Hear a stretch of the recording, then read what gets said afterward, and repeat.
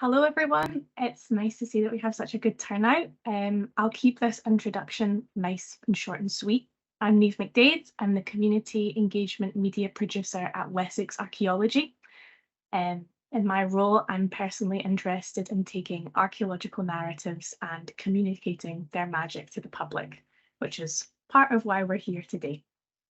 So in today's webinar, we'll be looking at what archaeologists at Wessex Archaeology found during the construction of the East Leeds Orbital Route. And at the end, you will have a chance to ask our lovely panel any questions that you might have. I will introduce them to you after we've watched the video.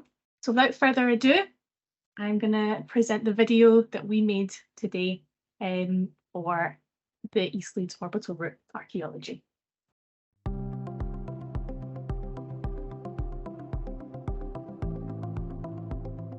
Good afternoon. I'm Dr. Andrew Valdez-Tullett, Senior Research Officer with Wessex Archaeology. This afternoon, I'm going to be talking to you about the East Leeds Orbital Route, which I worked on as a post-excavation lead. The East Leeds Orbital Route is a key part of the East Leeds extension designed to create a major strategic growth area for the city. It required the construction of a 7-kilometre long road connecting the A6120 Outer Ring Road at Red Hall in the northwest to the New Manston Lane Link Road at Fort Park in the southeast. Works commenced on the construction of the scheme in January 2020 and the route was successfully opened to traffic in August 2022. But before construction could happen, an awful lot of planning, investigation and mitigation work needed to take place. In terms of the route's archaeology, this started in 2017 with desk-based assessments and walkover and geophysical surveys along the route. Wessex Archaeology was then commissioned by Atkins on behalf of Balfour Beatty to undertake a programme of metal detecting, evaluation trenching and mitigation excavations between 2020 and 2021. My name's John Wimpfer. I'm a project manager at Wessex Archaeology. I've been working here just over 4 years and I've been working in archaeology for the last 20 years. As a project manager on ELAW, I was responsible for overseeing all of the fieldwork that we did. I was responsible for health and safety and liaising with clients and contractors on site to make sure that all the work was done in an organised and efficient manner. Hi, I am Emily. I'm a project manager for Wessex Archaeology, and back at the time we were doing fieldwork on ELAW, I was a project officer. I was directing the work on site, so I was on site for the duration of all of the archaeological aspects of the work we undertook. The scheme was pretty big, 7 kilometres, I think, if I cast my mind back. It's quite a while ago now. Different being sat inside nice and warm to being out there in the wind and the rain. The scheme itself had a geophysical survey work undertaken on it, and based on that we went out and did some archaeological evaluation trenching. The point of the trenching was to identify whether the geophysics was right or not, and to understand the nature of the archaeology underneath our feet, and where that trenching confirmed the geophysics results or confirmed that we had archaeological activity. Those areas progressed into larger mitigation areas where we went back, opened up a larger scale strip, map and sample piece of work where we went in with machines, stripped the area back to get a really good understanding of how the site itself and everything along the scheme tied in together, and understood the nature of the archaeology beneath our feet. And as we moved on with that mitigation, some of those sites really grew quite dramatically to cover huge swathes of the scheme. And it was really interesting to see effectively a sort of a snapshot through East Leeds. It gave us a really good understanding of how the archaeology tied together over quite a 7 kilometre long area, and we don't always get the opportunity to see everything in such joined up detail. We're often piecing together small bits all across the site, but at Leeds, the nature of the scheme, it being a long linear piece of work, really gave us the opportunity to see this brilliant snapshot right the way through the landscape. As well as the trial trenching and the mitigation areas, we also undertook a large metal detecting survey, predominantly in the north of the site, where there was potential interest of things that may not get picked up by traditional archaeological field methods, such as hand excavation and digging. So we were looking more for evidence of people on the surface, things that people might have dropped out of their pockets or shot out of rifles, for example. Hello, my name is James Gray. I'm the project manager for the East Leeds Orbital Route scheme. As you can see behind me, or as you might be able to see behind me, the road is now open, the facilities are now open, and they are bringing benefits to Leeds and the wider community. ELAW provides some 7 kilometres of dual carriageway and 14 kilometres of dedicated cycleways, pedestrian and equestrian infrastructure, as well as specially designed access points to improve connectivity to the surrounding areas. As arch bridges allow cyclists to cross over the carriageways, and 2 large wide underpasses allow safe passage underneath, one of which you can see behind us now.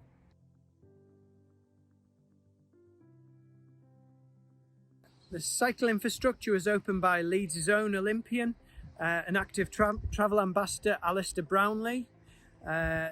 He was impressed with the facilities, in particular the cycling facilities, and the way that they opened up options in the area by connecting existing routes, existing cycle routes, with the continuous segregated cycle lanes along ELAW. Pedestrians benefit from a lush green route. There are 3 pocket parks along the route. These are complemented by new walking routes and safer crossings. The scheme aims to make Leeds more appealing for sustainable travel and improving public transport, walking, cycling connections, and they all help to tackle the ongoing climate emergency. The scheme includes a significant amount of green space and parkland. In fact, there's over 40,000 new shrubs and trees have been planted along the route.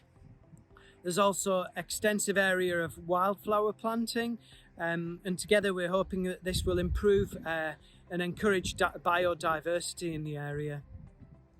There are landscape ponds along the route, which have already started attracting wildlife, as well as contributing to a sustainable drainage system for the scheme. The completed route provides infrastructure to match growing traffic numbers and future requirements of the East Leeds extension.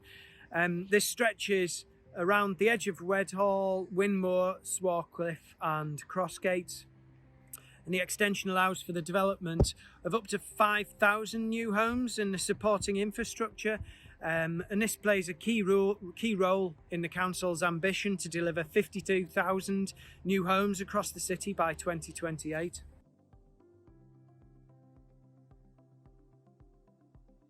So we have a few finds here that cover the whole range of activity along the route. We start with what is an early Neolithic flint leaf-shaped arrowhead, which was recovered as a residual find from one of the medieval furrows that were excavated. Interestingly, it opens up a range of activities of hunting and exploitation of the landscape during the earliest periods. The next find is this flat copper alloy axe head from the early Bronze Age period. The flat nature of this shows the early kind of production of axe heads in flat molds with the molten copper alloy being poured into them. It's very characteristic of the early metalworking tradition. Then we have a Romano-British glass bead, absolutely tiny, would have been completely missed normally during excavation, but was recovered from an environmental sample that was being processed. And we have this kernstone, very heavy, used for grinding grain during the medieval period. Very unusual find for the medieval period because grain was usually ground at official mills, whether water mills or windmills at the time. So personal grinding of grain into flour is very unusual. Now, this was recovered just to the south of Morwick, again from a pit this time, but within an area of the fields. So this is an unusual find, and it has an interesting story, hopefully, that we will be able to unpick in the future. Personally, some of the most interesting things to me as a person from Yorkshire are some of the items that came from the metal detecting survey, which have got a little bit more social interest. They're not necessarily as old as some of the features on the site. We're not talking about Roman objects at the moment.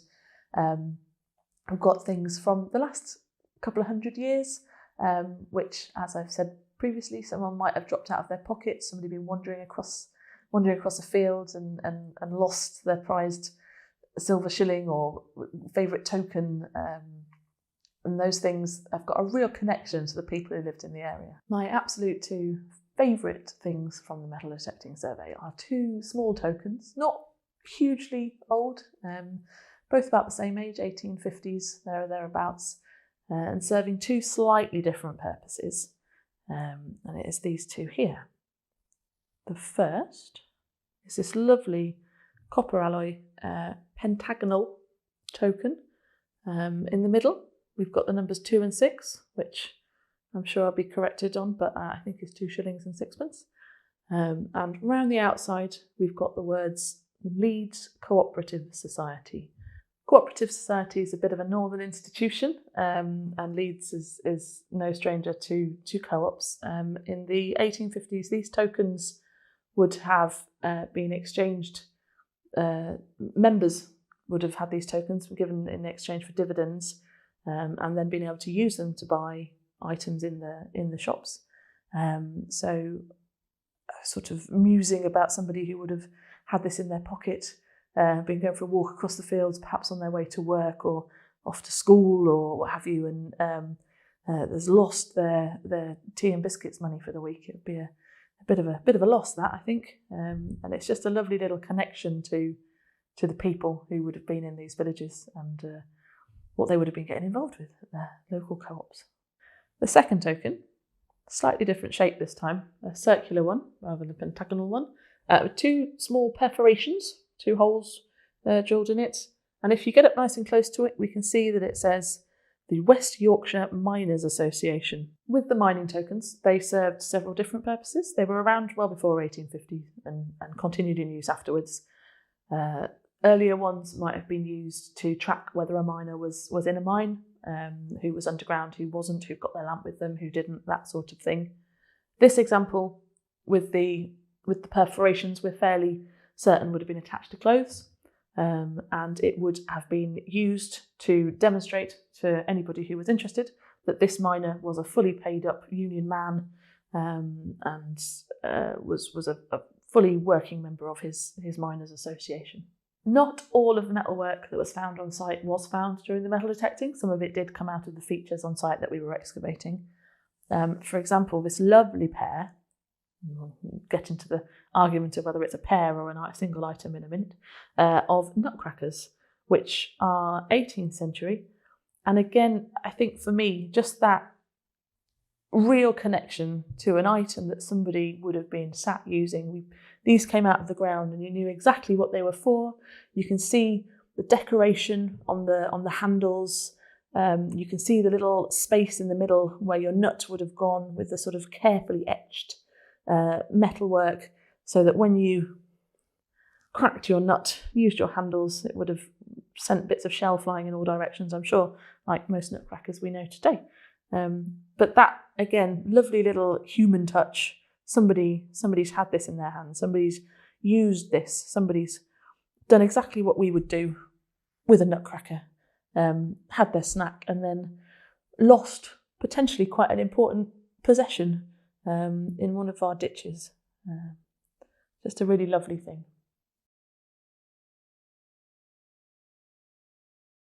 Of particular interest were 2 sets of Romano-British enclosures, a medieval activity near to the deserted village of Morwick.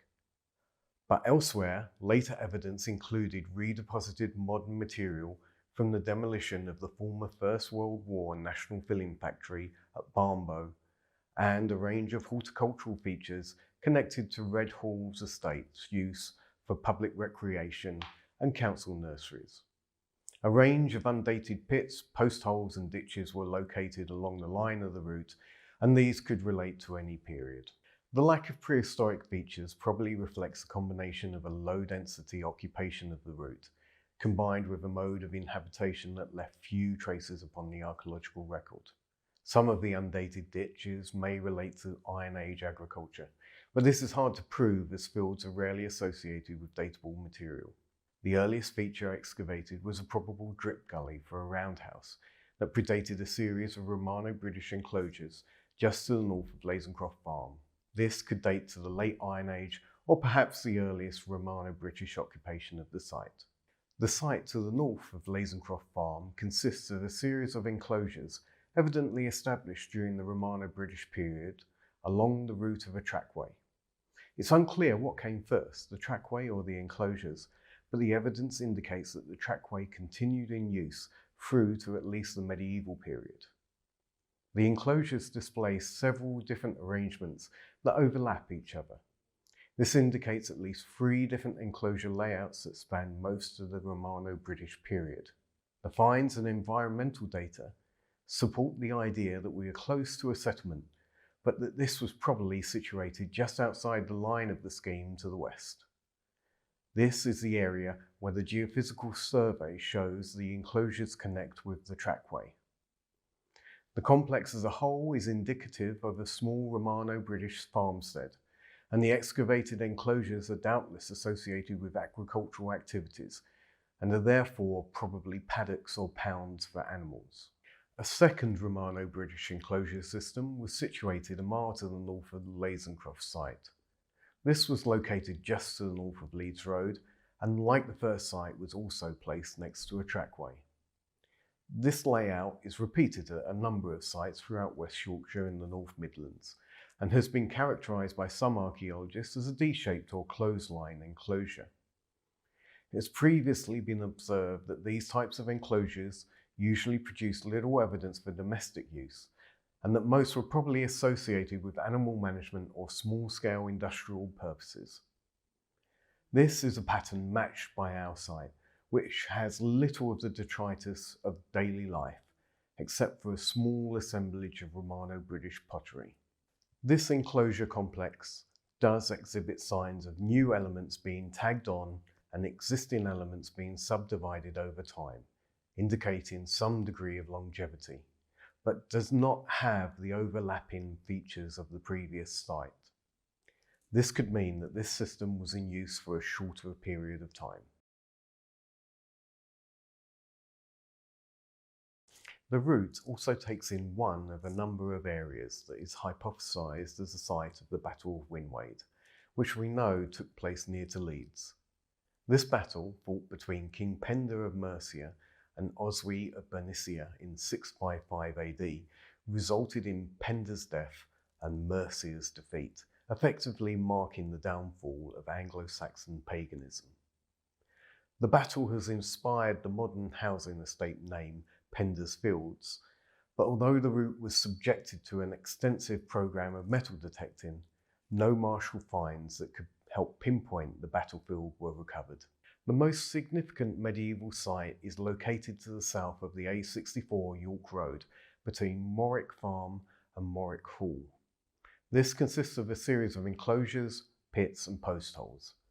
These features are probably related to the deserted medieval settlement of Morwick, which is thought to lie adjacent to Morwick Farm just to the west of the scheme. Morwick was first documented in 1184 and subsequently recorded in the 13th and 14th centuries as consisted of 4 tenements. The pottery recovered from the excavations, however, indicate that settlement existed in the area from at least the mid-9th to mid-10th centuries. Cultivation furrows associated with ridge and furrow agriculture surround the enclosures and extend to the south, giving us an insight into the territory that the village was able to exploit. It was common during the medieval period for household waste to be spread onto the fields as manure, and domestic pottery would often get mixed up in this midden material. The pottery recovered from these furrows probably reached the fields through this process. The ceramic assemblage belonged to two distinct phases, with a possible absence of 14th century pottery. Whilst this could reflect a change in the use of pottery at this time, or manuring strategies, narratives of the 14th century are dominated by the effects of the Black Death, which was associated with the abandonment or shrinkage of many villages.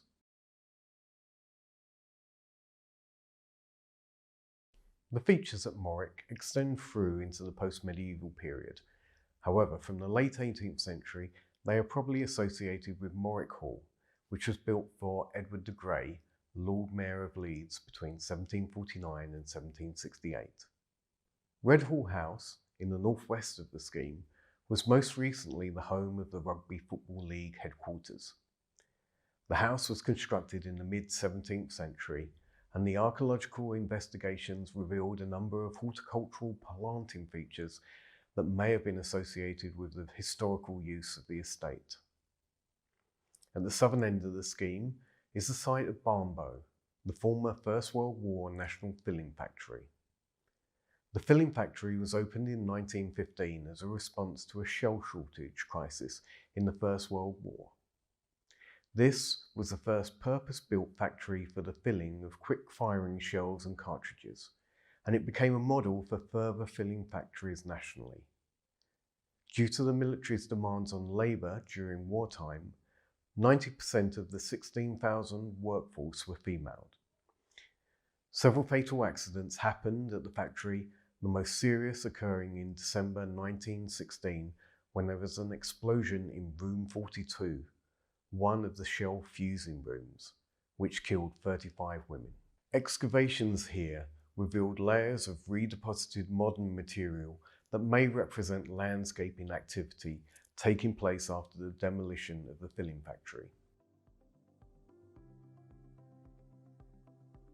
There haven't been that many projects, archaeological projects, carried out in West Yorkshire on that sort of scale, so it gave us a real chance to have a look at the area on a sort of landscape scale. One of the biggest challenges that we faced during the process was the weather.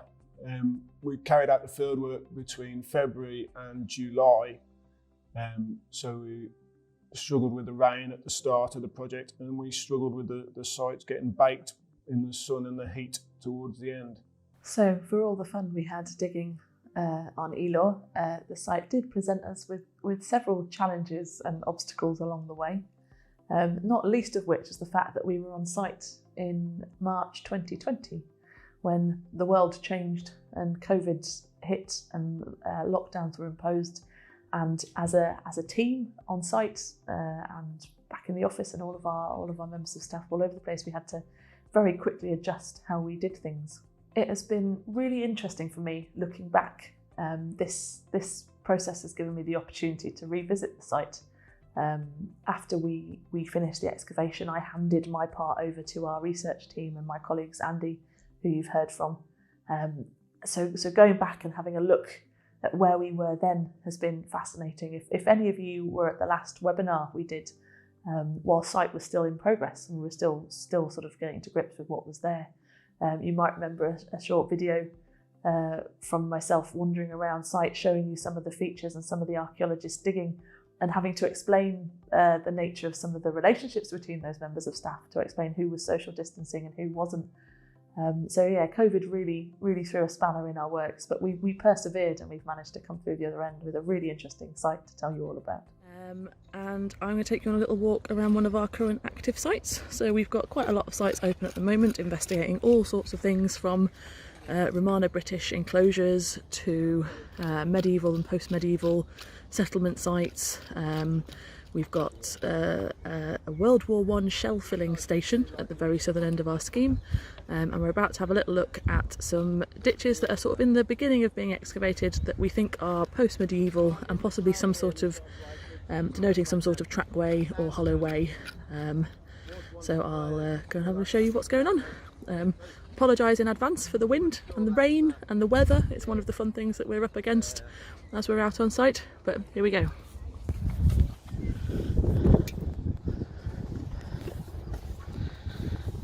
So this is our area 20. As you can see, we've got lots of people working out on site. We're all doing really well dealing with the COVID situation as well as everything else we've got to deal with. So if you do spot people who aren't social distancing, they are the ones who are currently living together, so please don't worry about that. Everybody else is keeping their distance. So as we go up the site, you can see these sort of two parallel dark strips of the landscape running up to the top of the hill, which are some of the ditches. We're going to get a closer look.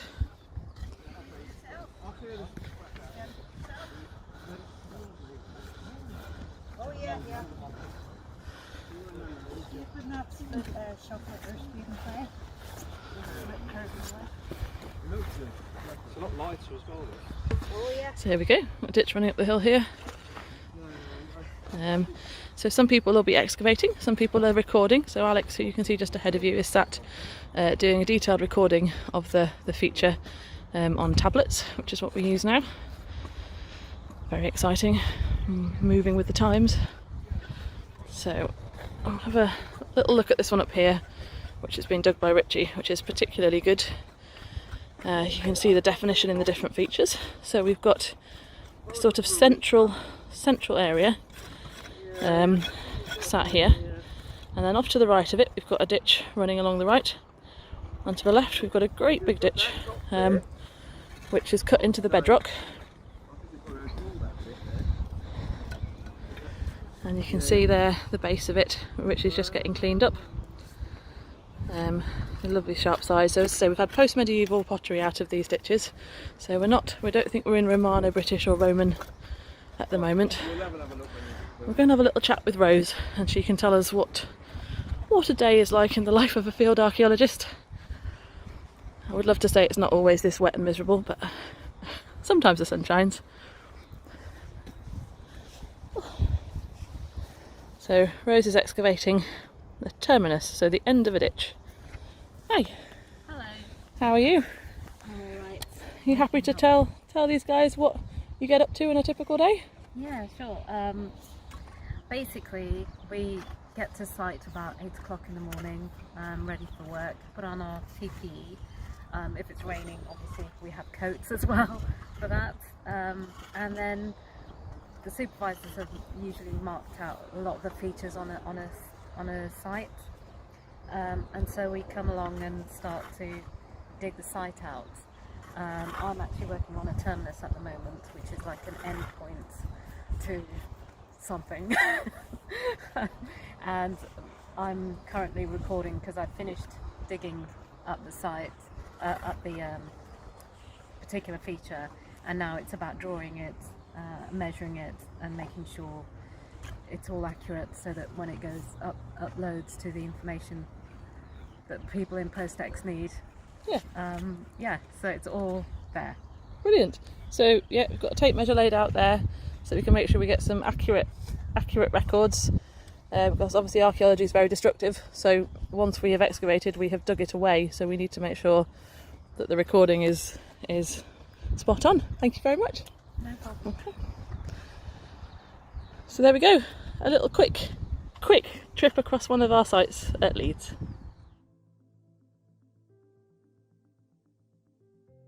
We're pleased to say that ELAR was delivered on schedule and on budget, despite being delivered right through the middle of a global pandemic, and all the soaring material costs that came along with that. So we're very, very pleased now that ELAR's clearly bringing benefits to many people from Leeds and elsewhere.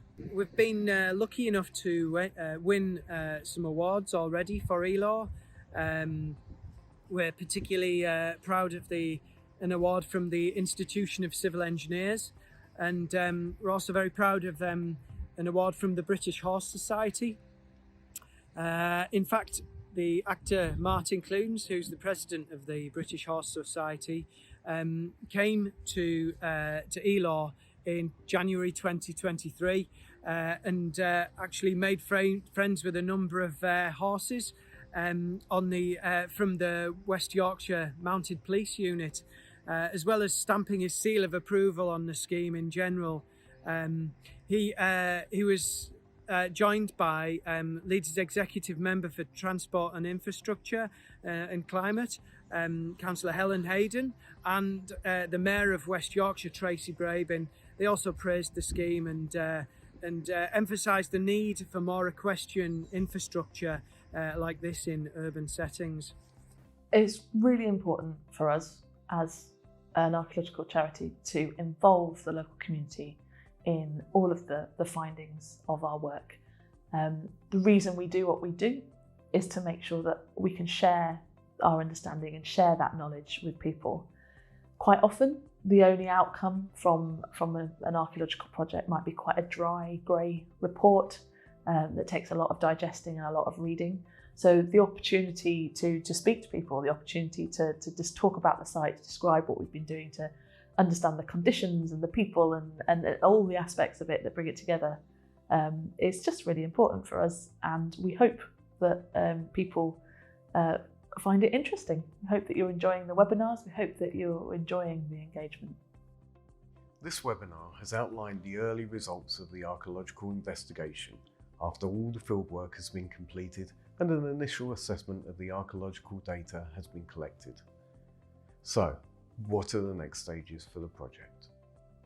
Post-excavation analysis is now ready to start, with the proposed focus being on the two Romano-British enclosure systems and medieval features at Morwick. This will include analysis of the pottery assemblages, charred plant remains and charcoal. Documentary research will be conducted on Morwick and its successors, Morwick Farm and Morwick Hall, and spatial analysis of the enclosure systems, which will allow an improved sense of the system's development and contribute to an appreciation of their use and function.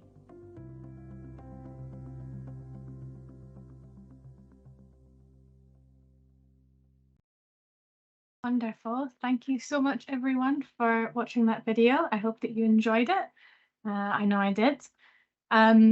We have a good couple of questions already, but before we jump into the Q&A, I'd just like to remind you, you can still ask questions using the Q&A feature. It should be the top of your screen or somewhere on your screen, depending on what kind of device that you're using. Before we jump into that, I think it's good to introduce our lovely panel. So if you'd like to start, Emily, just tell us a little bit about yourself. Hello. Typically, somebody just outside my window has just turned a car engine on, so hopefully that's not carrying over too loudly. I'm Emily. You've seen me on that video. I am a project manager for Wessex Archaeology, but I was directing the fieldwork on site at the time of the work at East Leeds. I'm back in a lovely site cabin today, so not managing to escape the field just yet. Bit of a different day today though. The sun is shining, so yeah, remembering all those wet and windy days is it's bringing all the memories flooding back. Brilliant. Thank you, Emily. James, would you like to introduce yourself and a bit about your role? Hiya, I'm James Gray. I'm a civil engineer working for Leeds City Council's Highways Department. I've taken my hard hat off now. I was the project manager during the construction phase of ELAW. So as I said, I'm a civil engineer, not an archaeologist. So it's really nice for me to be here and to be learning so much from this event. So great stuff. Lovely. It's lovely to have you here. And Gregory?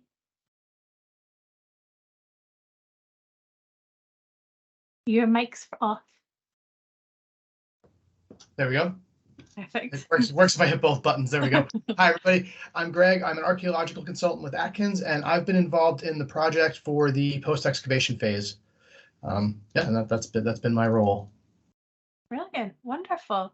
So to kick off the Q&A, I thought I'd just present the question to you. Something that I found really fascinating in that video was watching how you worked during the pandemic. And I just thought, I was wondering if you could tell us a little bit more about that, what that was like, something that we don't tend to really think about these days. So it's nice to reflect on that.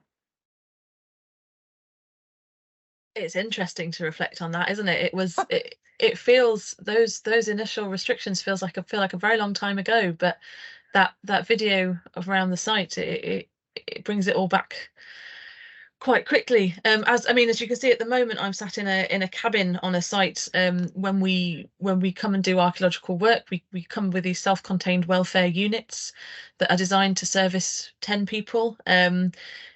We travel in vehicles, 4 or 5 people per vehicle. You expect to put 3 or 4 people in a large archaeological feature to work together to help get things done quickly.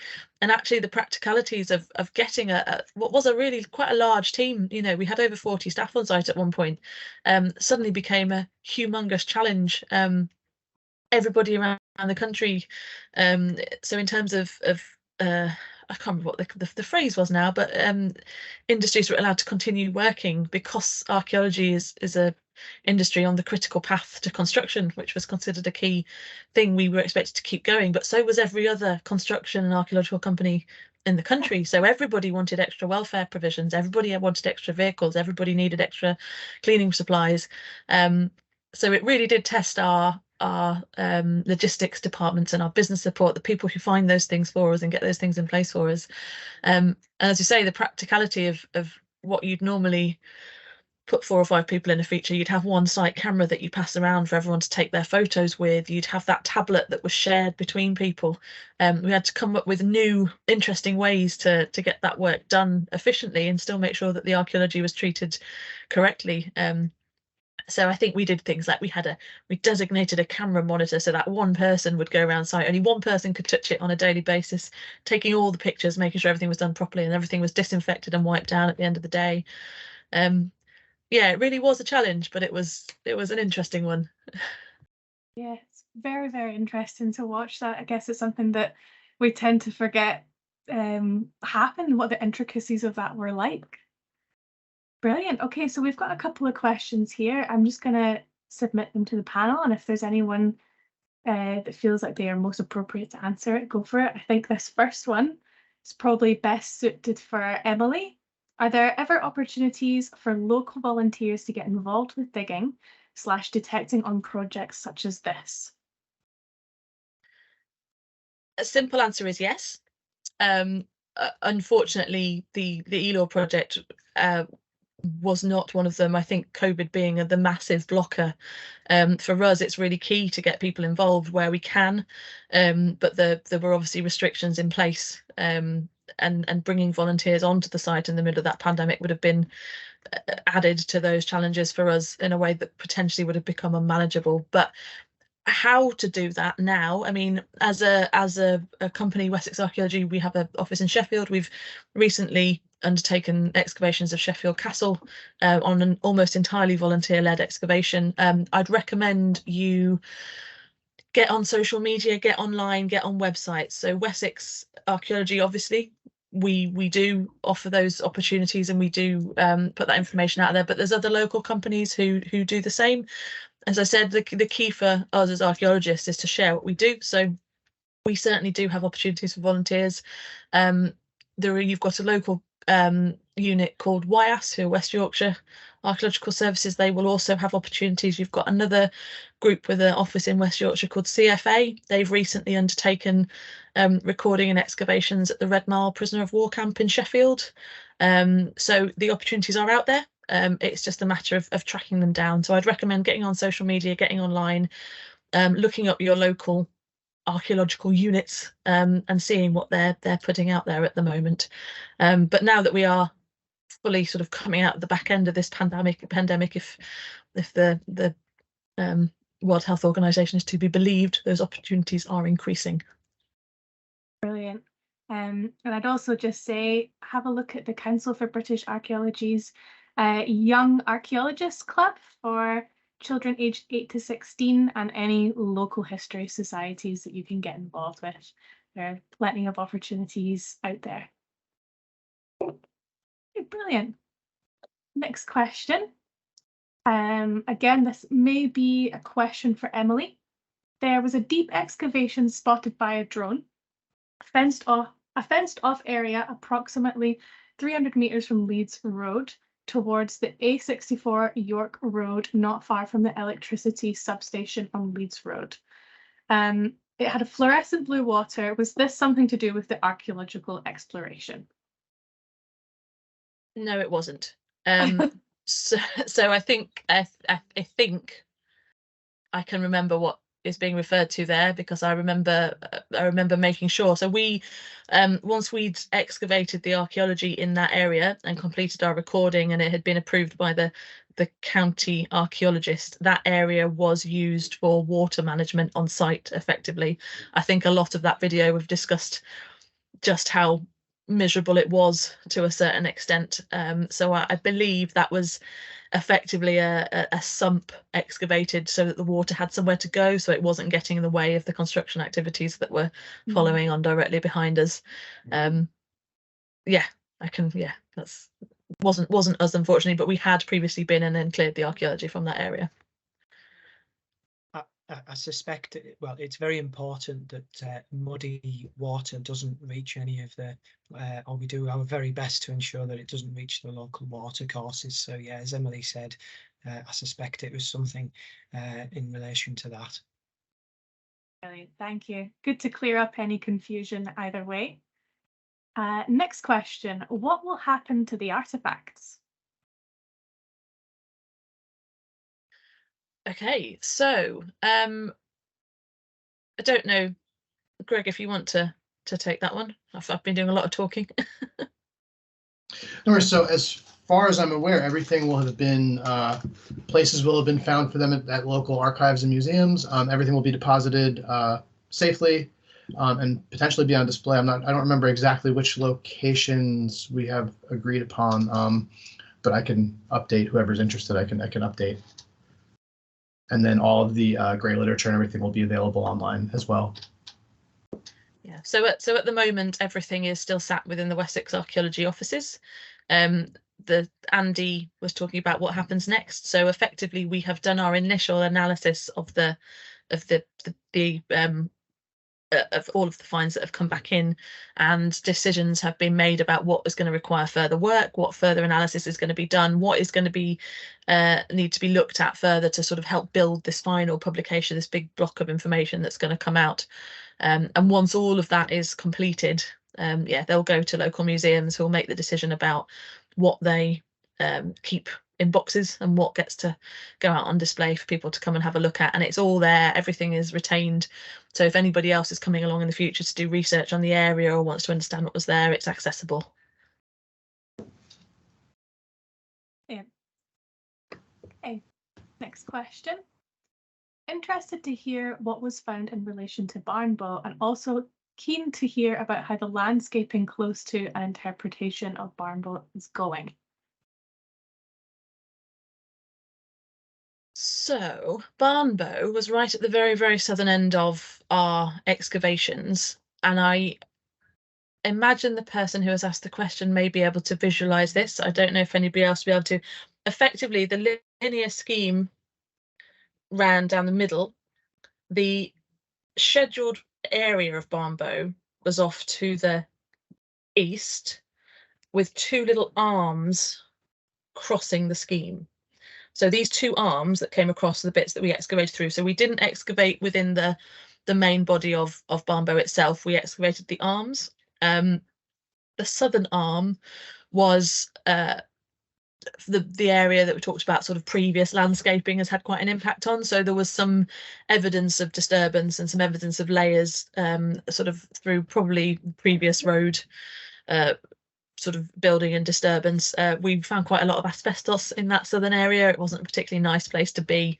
The northern arm, we found the shadow of railway sleepers. So the understanding was that perhaps the arm had been used as the main sort of route in for goods and for things, but all that was left from an archaeological perspective beneath the level of the plough activity that had since gone on in the field was maybe a half a centimetre thick shadow of where these sleepers would have sat in a row. So we can confirm that it would have been a wagon way or a railway into the site. but no actual sort of remains of that wagonway were still there. Can you just finish read the second half of that question again, Eve? Sorry. Of course. Also keen to hear about how the landscaping close to an interpretation of Barnwell is going. That's probably one for me, isn't it? Yeah. Yeah, so we've commissioned the contractor to install some special planting around this area. It's predominantly yellow planting. And that's in relation to it's a nod to the poor individuals who worked in munitions factory back in the day. I believe there was one of the chemicals used that made their skin turn a strange shade of yellow.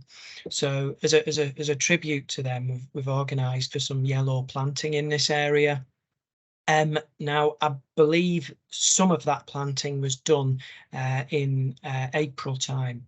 I've just been desperately trying to find out my emails to look at the dates, but I think some was done in April, and I need an update on as to whether there'll be some remaining planting to be done in the next planting season, which will be late in this year. We're not in a planting season at this moment in time. It's not a good time for plants to take. So hopefully the majority is done, but there might be a little bit of follow-up work to be done later in the year. So yeah, hopefully that's positive. Brilliant. Okay, a question for perhaps James.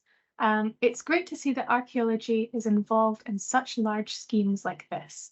Is it a common part of council contracts on this scale that we get organisations like Wessex Archaeology involved to dig out a bit of history as part of the project? I think it was part of a planning requirement. It's a little bit tricky for me to say. I wasn't involved back in the early days of ELAR, but I'm not. I believe that it's a planning requirement. I believe that's probably fairly consistent with other large schemes. Maybe Wessex can help?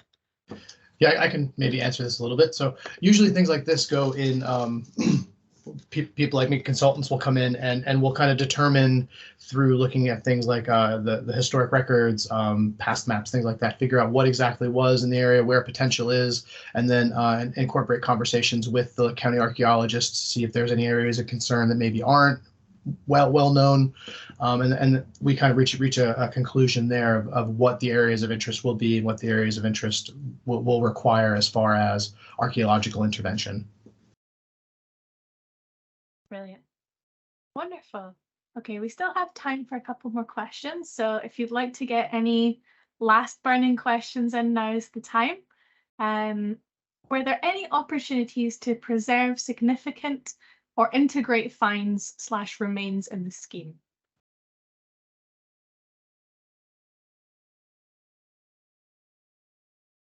That may be a question for Emily. I think the question of significance is an interesting one. So what we have found will certainly add to the wider sort of West Yorkshire archaeological research aims. We can help answer some bigger questions, or sort of help give information towards some bigger questions, sort of at that local level, and perhaps on a sort of slightly wider regional level. But nothing that we've found on site is sort of spectacular preservable significance. So a decision has been made sort of in tandem with by the county archaeologists that what we have done in terms of preservation by record has sort of satisfied them, in that information will now be available to people. I don't believe that has then, any of those things have then been integrated into the design of the scheme itself. So no, I think is the short answer to that question. Brilliant. Thank you so much. Yeah, I think that is. Oh, do you have a? Sorry, I was just going to say it's not really archaeology, but there were a couple of nice features that we managed to keep, and they were old sign markers, sort of route markers from, I honestly don't know how old they were, but they're made out of cast iron. They sit only a couple of feet high in the verge. Maybe would have been relevant back in the days of horse-drawn transport. So we were able to slightly relocate those and reuse those. Maybe a nice bit of local history, but whether you'd call it archaeology is a different question.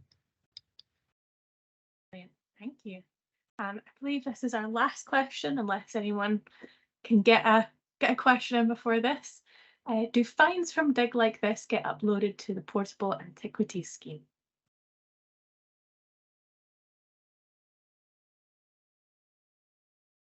I think the answer is no. Hmm. They will go into a database. They will go to sort of the local oh, I've lost the words.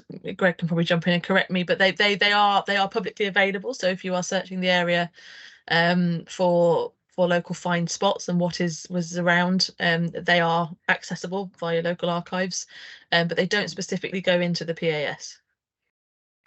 Yeah, exactly. Yeah, but the NHLE will have that if you do the map search for find spots. National Historic List for England, I think, is the acronym. But they'll all be up there eventually. Brilliant. Thank you so much, everyone. Thank you to our wonderful panel. There's some really interesting questions that we got today. I would just like to remind everyone that this will be uploaded in its entirety to YouTube. So if at any point your connection dropped or there's anything that you'd like to go over again or rewatch it, that will be completely accessible to you after the webinar. Yeah, it was wonderful having you all here. And oh, actually, we may have one more question.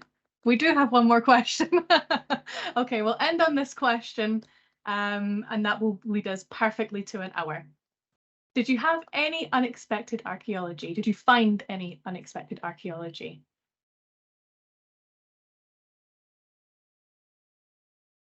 No. I think is so. It's a difficult question to answer because the geophysics was actually very good for the scheme. So